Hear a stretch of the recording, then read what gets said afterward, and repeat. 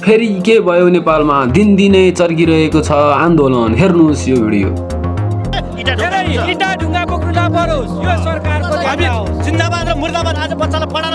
के अब साँच्चै नै शिक्षक आन्दोलनले ठुलो मोड लिएला त?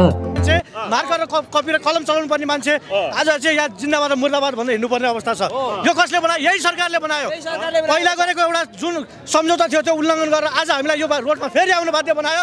अब हामी 1 झुक्दैनौँ, 2 झुक्दैनौँ, 3 झुक्दैनौँ। र शिक्षकहरूले शिक्षा ऐन ल्याउने भन्दै उत्रिए सडकमा।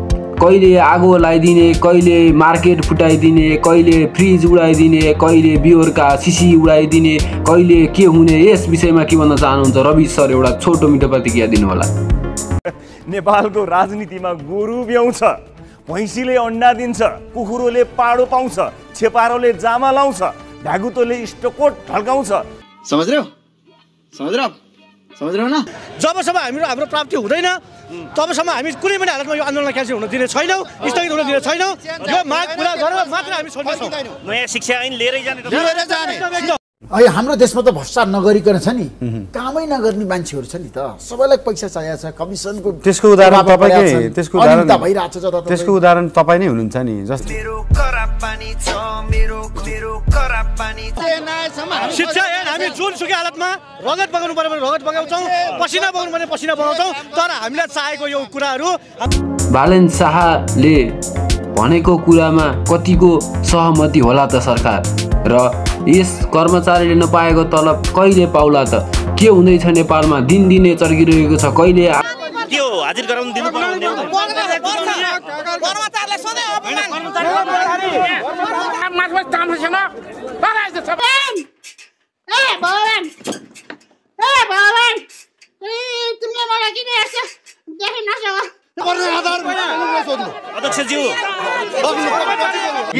के बोले भाइ?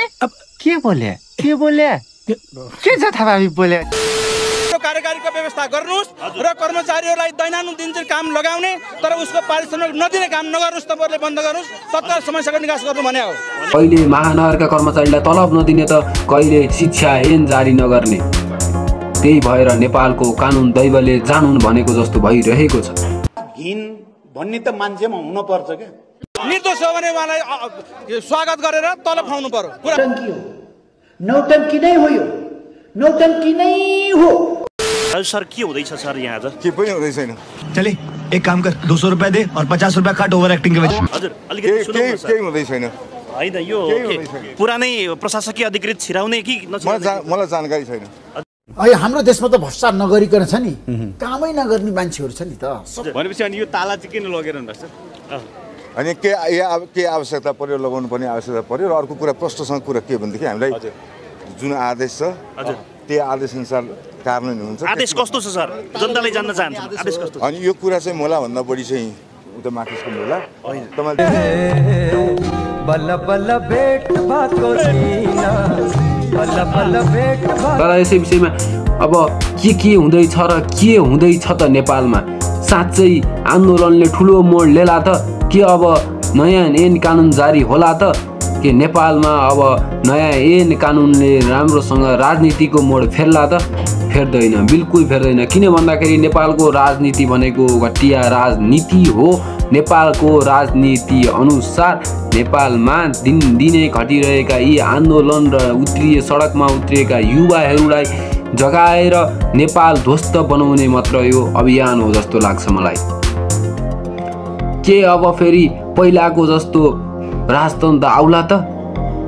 के अब गणतन्त्रले नयाँ मोड लिएला त? लिँदैन नि। किनभने राजतन्त्र र गणतन्त्र बीच भइरहेको यो दोहोरो झडपको कारणले अहिले सबै नेपाली आम जनताहरू सडकमा उत्रिएका छन्। त्यसै कारणले सडक काठमाडौँ सहर अस्तव्यस्त अवस्थामा पुगेको छ।